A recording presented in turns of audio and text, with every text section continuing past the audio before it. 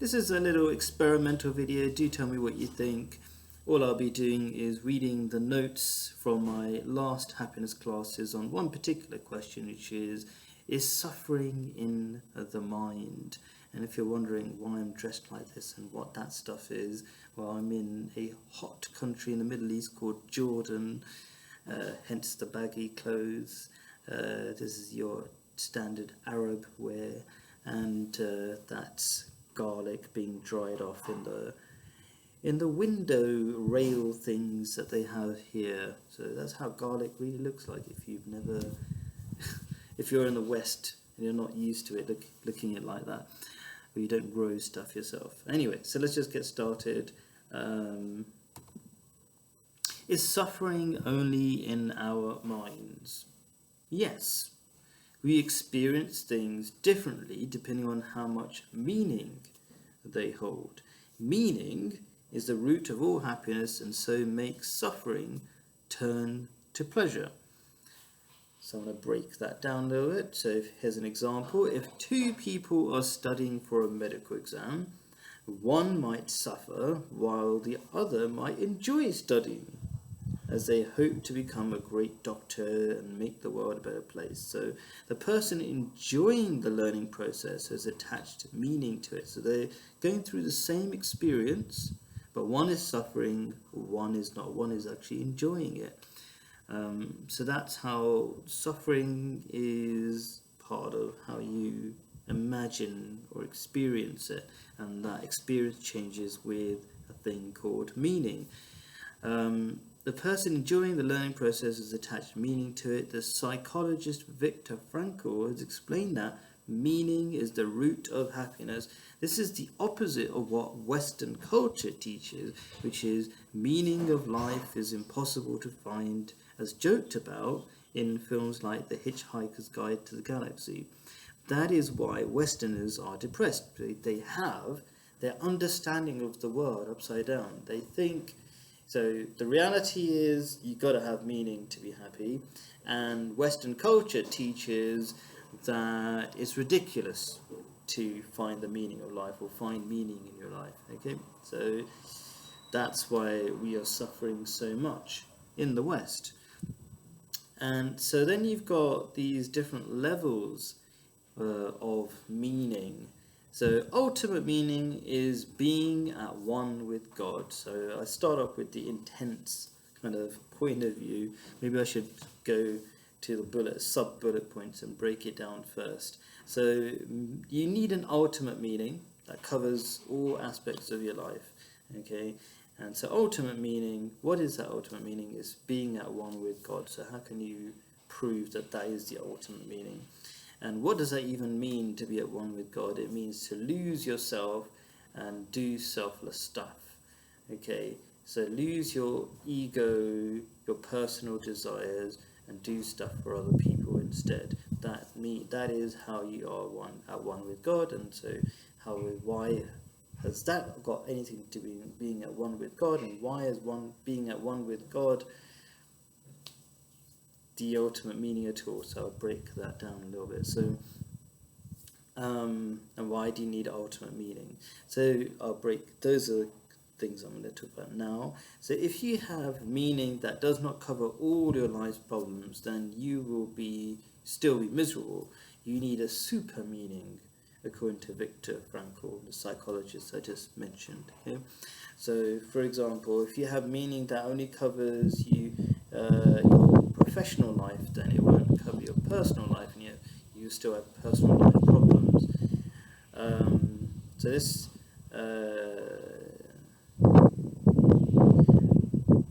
my notes don't 100% make sense, but I kind of understand them myself.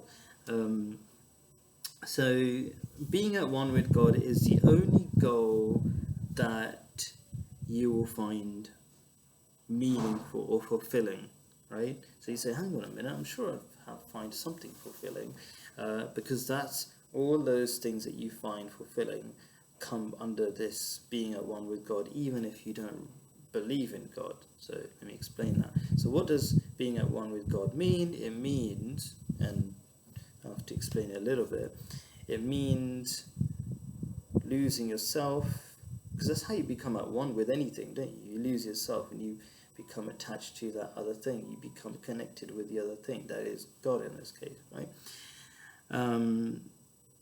And we have to change the Western, let's say, understanding of God. Let's say the Western understanding of God is like stupid ideas like there's a bearded old man above the clouds, whereas really God is, if anything, reflected in nature. God is beauty, God is kind. So this is the God at least expressed in the Holy Quran, and the Holy Quran, which is the guidebook for humanity in Islam, but all of humanity really, always begins every chapter as God is the most gracious, the ever merciful. That's how every chapter begins, to remind people who is God. It's a fundamental thing to know. Anyway, so yeah, how do we know that is the only thing that fulfills you, to be basically, to do selfless things for others is a short version of what it is to be at one with God.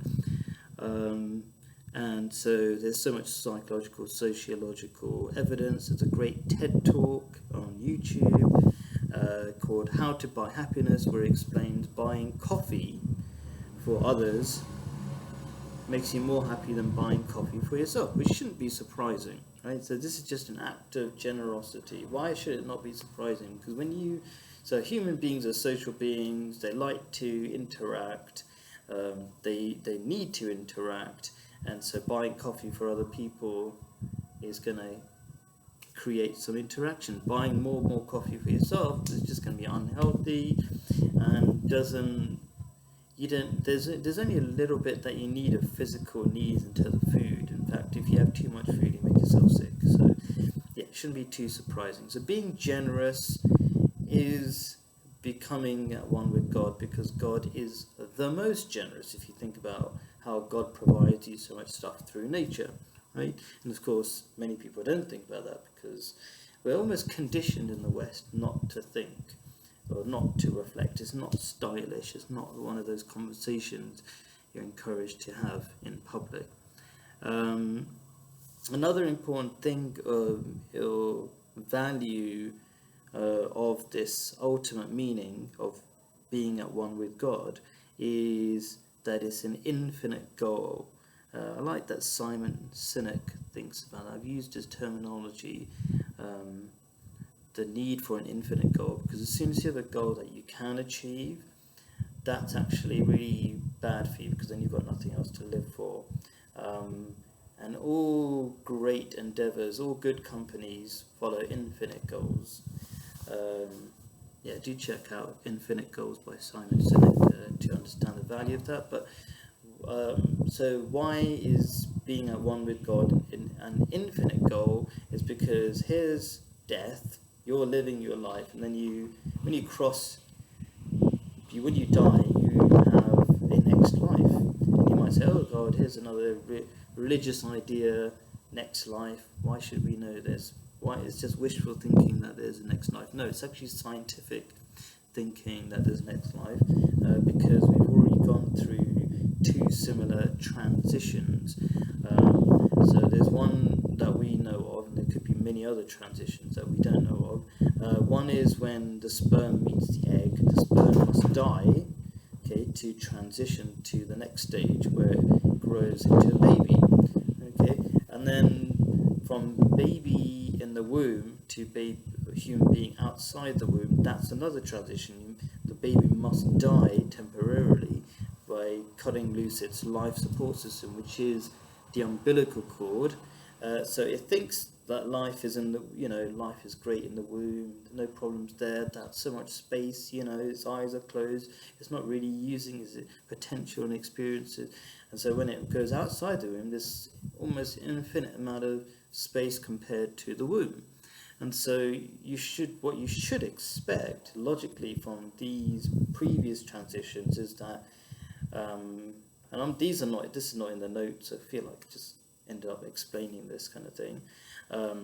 So when you die, you should expect scientifically and logically that there'll be a further transition where your experience of the world, it becomes infinitely greater than the human experience in terms of space and everything.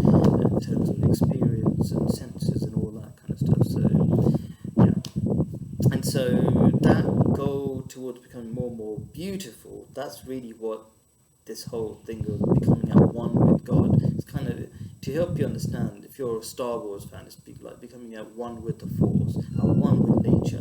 Okay, although nature is just a temporary view or a temporary or a limited level of beauty of God. So nature reflects. Nature is artwork of God, so it reflects the beauty of God, but it's not anywhere near the true beauty of God, of course. So we're on an infinite journey towards becoming God-like, and you become God-like by becoming beautiful.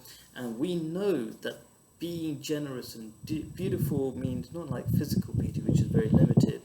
It's beauty by doing great sacrifices for other people, and you feel fantastic. And if you don't do that, if you do the opposite, if you just buy stuff, you know that doesn't fulfill you. You've got too many examples of celebrities who have everything we're supposed to have according to society, yet are literally depressed. Okay, so we can see that this goal that I'm talking about, being at one with God, is the goal if you reflect on it. Anyway, so yeah, let's move to the next point. When you do the opposite of purpose, of your purpose, which is being at one with God, and become an atheist, so I need to add that to the notes, of becoming at one with God and become an atheist, you logically and statistically become depressed. So again, that's the headline. I'm going to break it down to those two things. So logically, if you're an atheist, you're going to become depressed. How do I explain that? Atheism is a nihilistic belief. Okay, it is. People think it's harmless. It's extremely dangerous, as explained by psychologists. Okay, when I say extremely dangerous, it was kind of predicted that it would cause many deaths, and it did, because Mao led communism, which a communist country, China, and because of this atheist belief, because life stopped having value, because everything was meaningless, it meant that it was possible to kill more people without feeling bad about it, basically. So atheism is not a silent or harmless belief, it's extremely dangerous. But not only is it extremely dangerous, it's a nihilistic belief, which means, nihilism means nothing matters, nothing means anything.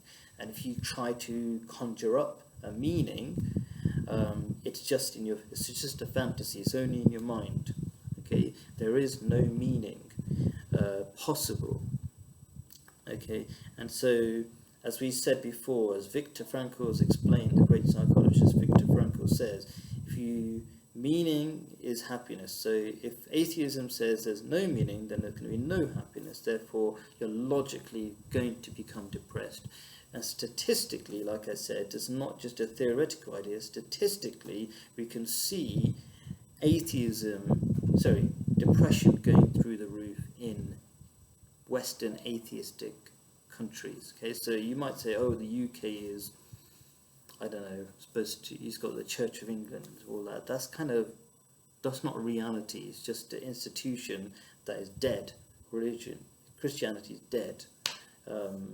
It's kind of alive in some ways in southern states of America, but it's not really practiced much. But it's, yeah. Anyway, in reality, the practice of it is not really there.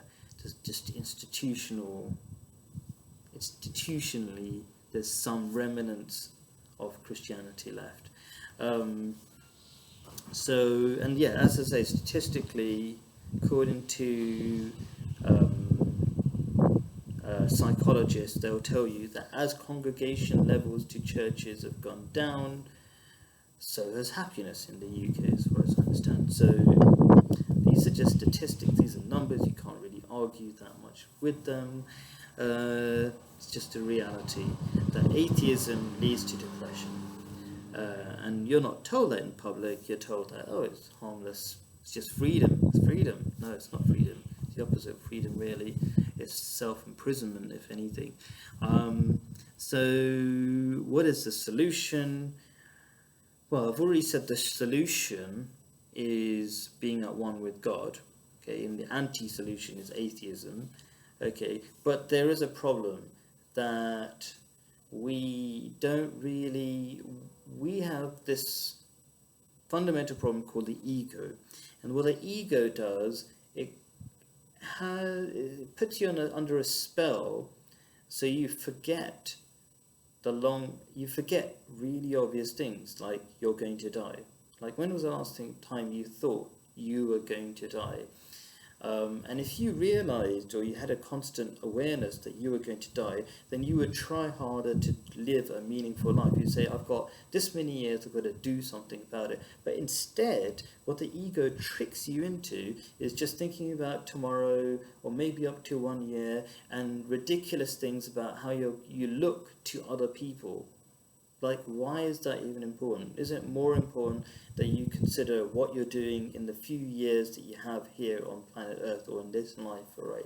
Okay, but you don't, because you've got this thing called the ego. So what's the trick to snapping out of that?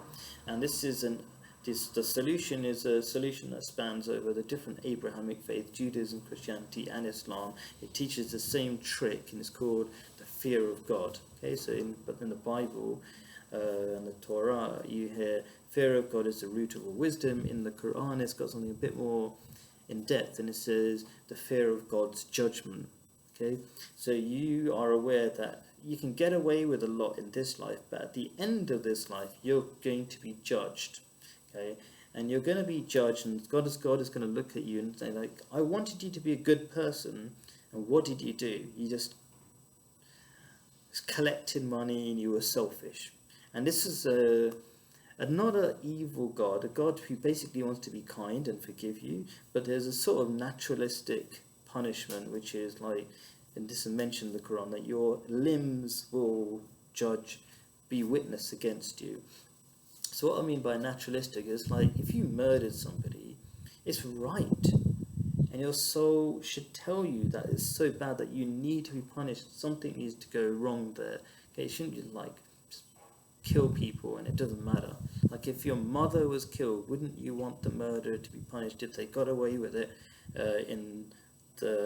From human law, at least they should be punished at some point by God or something, right? So anyway, so there's this ego that tricks you into a very narrow and short-sighted view of the world. But as I say in the notes, fear of God's judgment is the most powerful way of overcoming the spell of the short-sighted and materialistic ego, and wakes us up to our beautiful potential. So what does it wake you up for? It's not just fear. Fear of God is not just to fear God so you behave and do the things you're supposed to do. It's reminding you of the great potential that God wants you to achieve. God doesn't need anything from you. This is, again, the stupid beliefs that we're taught about God in the West, like God needs you to pray to him or something. No, God needs nothing from you. How can God need anything from you? You're like a grain of sand, completely. God is the all-powerful, does not need anything from you. God is trying to create something beautiful through you, and for that you need to make the choices to be good. And beauty is, the best version of beauty is to be a good person, and to be good you must do it out of free will. So you got to wake up to that potential rather than be driven by your basic urges and your ego, which is tricking you. So next point, celebrities. Let's talk about celebrities. They're perfect examples of how to get it wrong, and they're magnified, and so you can see their life in a very simplistic way and see what you should not do. So what's so great about celebrities is that they have everything that you think you're supposed to have to be happy. And yes, we're still talking about suffering, right? but suffering, I'll kind of maybe do a summary of where this is going, because this is kind of going from one thing to the next level of understanding. So we started with, to avoid suffering you need meaning. To really have meaning you need ultimate meaning that covers all elements of life. Okay, and so, and what is that meaning? Is to be at one with God. Why at one with God? I explained that, why that's necessarily the meaning that helps you out of all problems. And then I talked about atheism, how it's dangerous and it's in the wrong direction. Now we're talking about fear of God, which and then I'm talking about celebrities and how they have everything, and if you just you don't avoid suffering by having material things, is one lesson. But the other lesson is that there's a great, I love Jim Carrey, right? He's done some amazing, meaningful movies. I like Yes Man is one of my favorite movies, right? Okay, and he's done so many other ones, right? That I think are meaningful late as his career continues, and he does more meaningful movies rather than Dumb and Dumber, which are the rubbish movies. But anyway, the point is that I like him for another reason, is that he's tried to grapple with the idea of meaning as he kept on getting depressed. So he kept on doing the things that you would think or society says you're supposed to do to become happy, and then he finds out it's really pretty meaningless, and he gets depressed each time. So what were the things he came up with? He says, first of all, early in his career was do what you love. Okay, the problem with doing what you love is, and this is a common problem in Western culture, okay, doing what you love, and he said make lots of money and be your true self. Be your true self is where he is at the moment, right?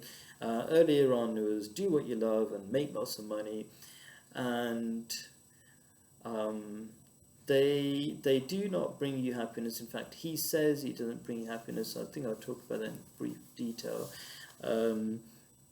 So if you try to concoct your own meanings that are not the meanings devised by your creator, your designer, the one who knows your true nature, then you're going to come up with stupid ideas. Okay, so do what you love, for example. And I was going to say, this is the problem with Western culture. Western culture is all about freedom, okay, but happiness is through responsibility, and responsibility sounds boring until you start thinking about what responsibility means. It means doing something great for other people. It's where meaning comes from. How can you have meaning from just simply being free? But you do get meaning by saying, this is my goal in life. Meaning is not simply just doing random stuff. It's meaningful things. It's purposeful. It's responsibility. It's to make things better. And you only get that by taking on responsibility. So all the goals that Jim Carrey, and basically he's just a reflection of Western society, kind of came up with, do what you love. Do what you love, that's just freedom. And that's very limited. Why would that make you miserable? Because, well, his do what you love was, his example of it was to make people laugh and forget their worries, which sounds good enough. You know, people don't make totally rubbish goals, but they are limited. So when you just do what you love, okay, and try to make people forget their worries, that doesn't actually solve their worries, right? And he realized that at some point. It's just making people laugh. Didn't really solve the underlying problems, and then he got depressed. And then he tried to make loads of money, made 10 million or something, and then that was his goal, to make 10 million, and then when he achieved it, it was like, yeah. And he in fact says, I wish people would achieve fame and fortune really early on in their lives, so that they realize it doesn't make you happy, right? And now he's currently on Be Your True Self. And that's kind of like freedom from his earlier freedom. So he's like freedom to be successful. He wanted to be successful. What does successful mean? In a way, he had to be fake to be successful. Okay, acting is being fake, right?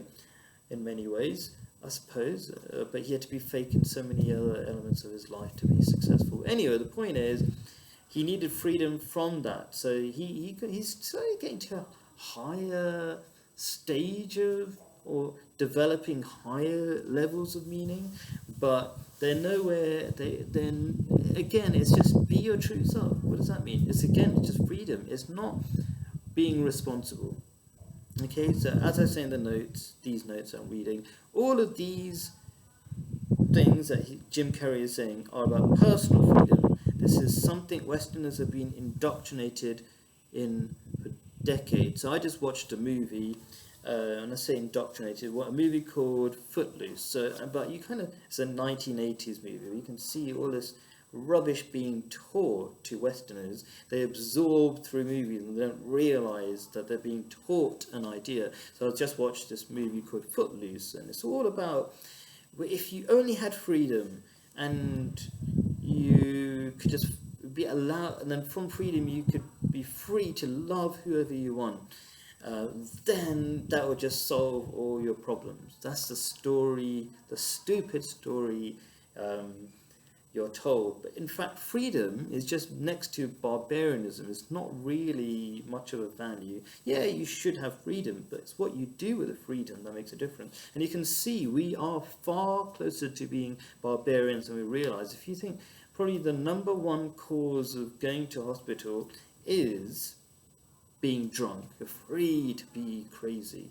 Okay, and alcohol itself is considered a socially accepted drug, although it's the most dangerous drug, the one that causes so much harm, wife beatings, child abuse, and so many problems. And it's called a gateway drug, right? It means it encourages you to get to all the other more intense drugs. I wouldn't say even worse drugs, but anyway.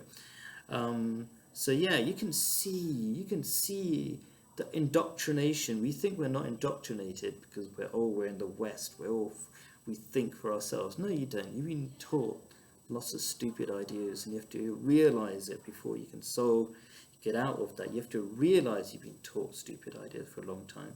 And number one stupid idea, in short, is that freedom is all you need. No, freedom is nothing. It's like a baby value. So it's almost a destructive value by itself. Anyway, so basically the real value is taking responsibility, because through responsibility, let me read it out, but it is by taking responsibility that meaning plays out and therefore relieves people of suffering. So that's from the notes. Are we on the last? Yeah, 2 more points. Westerners often complain that the world isn't better and the world will only change if others change. This kind of thinking is a result of irresponsible Western culture. They want change, but they don't want to change themselves. You can reduce suffering by changing your environment, but you should not wait for others to change before you do something. So yes, there are elements of the environment that you can easily change. Say if you're addicted to alcohol, don't have alcohol in your house. That's a really good move. Okay, so you can make those changes, but when the changes involve other people, you can't expect them to change. And it's actually irresponsible to put forward ideas which won't happen, okay, just by you complaining. Things don't happen by you complaining. How do things happen? This is what you have to really bear in mind. Okay? How do things happen? They happen, so I'll just read again. You cannot expect the world to change if you do not want to change yourself. Change happens when people copy people they admire. Okay? So you have to be that one that people admire. You can reduce suffering. No, where am I? Be the change you want to see in the world, then people will follow. So you have the change starts from you. Short answer. Let's try not to make this any longer. Last point. We sometimes doubt God's existence because it is difficult to believe there is purpose behind some extreme suffering. Okay, so how do we explain that? Because if you start doubting God's existence, That's where atheism creeps in, and then you lose meaning, like I explained before. When you lose meaning, you introduce suffering. You bring back loads of suffering, and I see loads of suffering in the West over really small things. Like, this is not in the notes. There's so much stuff not in the notes that I could talk about, because my notes are just quick bullet points that I come up with from Islamic teachings, by the way, but not all Islamic teachings that I know. Anyway, so I see tons of suffering from very small things. And those small things become really big things. So small things like, oh, that person looked at me the wrong way. Therefore, when people have this attitude of being looked at the wrong way, they imagine all sorts of hate from people where it's not really there. And then it kind of means that those same people are trapped in their houses, they're not part of society, they become more lonely, they're rubbish at relationships, they don't have relationships with other people. In the old days, society would help people get into relationships. So just endless knock-on effects. And then people get really mentally ill, they take it out on the rest of the people through school shootings. It all proliferates from these smaller things. Okay, so these small things are the big things, as I like to say, right? So it's important to understand. It's important to understand this. Why is there suffering in the world? This sort of existential, theoretically sounding question, because you don't want to have any doubt in God. And what's the simple answer? So if we look at the precise machinery of nature, we will realize that everything happens with purpose.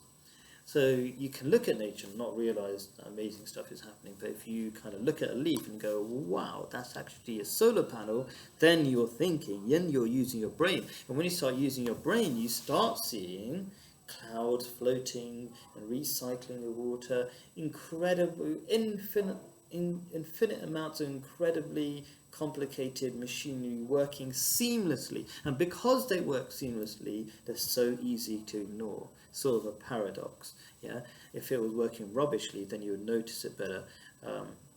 Because it works so amazingly, you don't notice it. You have to engage your thought process. You have to engage the brain that God gave you to realize these things. Okay, realize these amazing things or workings of the machinery of nature. So once you realize that there is a very precise machinery that is nature, okay, then we realize everything happens by purpose. Okay, there's no accidents. Okay, so the reason why we believe that suffering is kind of unnecessary is because we see it as kind of accidental.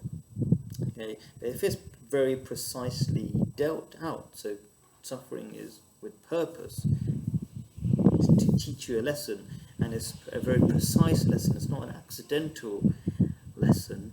Okay, so as I say, a purpose. So let me read it again. If we look at the precise machinery of nature, we will realize that everything happens with purpose and so must operate within carefully defined limits. Everything has trials according to its capacity. So there's no suffering that is too much for you. It's actually a well orchestrated challenge that you are given in this life that is within limits, and those limits are your limits, your ability to handle those limits.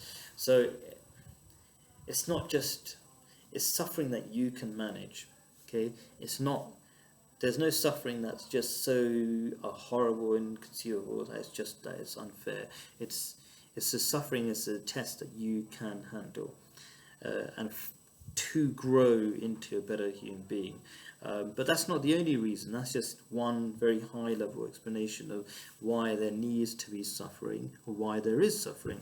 Okay. We also think that another problem that Westerners especially have is that they think they're really clever. Part of that being clever is this bigoted attitude to many other people, especially a common example of that Western bigotry, okay, is how they look down on Africans. Africans is not a country, It's a continent, by the way.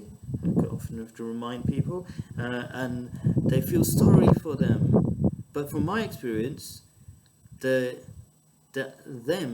Africans should be feeling sorry for us. It is us that are suffering from rocketing depression rates. So, a current example of Westerners feeling sort of sorry or looking down on Africa at the moment, or a particular country called Rwanda, is in the UK. People are being deported, illegal immigrants, I believe, are being deported to Rwanda. And okay, oh, Rwanda, oh, I'm feeling sorry for people who are being sent to Rwanda. Now, YouTube Rwanda at the moment, one of my, I really want to move to somewhere in Africa, right? Because all the amazing things that are happening there at the moment that Westerners don't know about. And I would check out Wadamaya, YouTuber, easier to search. Mr. Ghana Baby, that's his Instagram name, I believe. But if you search on YouTube, I think you would get his channel. And search Rwanda, Rwanda, whatever, and you'll see Rwanda is such an amazing country that I want to be deported there, right? Okay, you might say, why don't you go there? Like, if I got deported there, then okay. Anyway, let's not even get into that story. I would love to be deported to Rwanda. Do check it out, okay?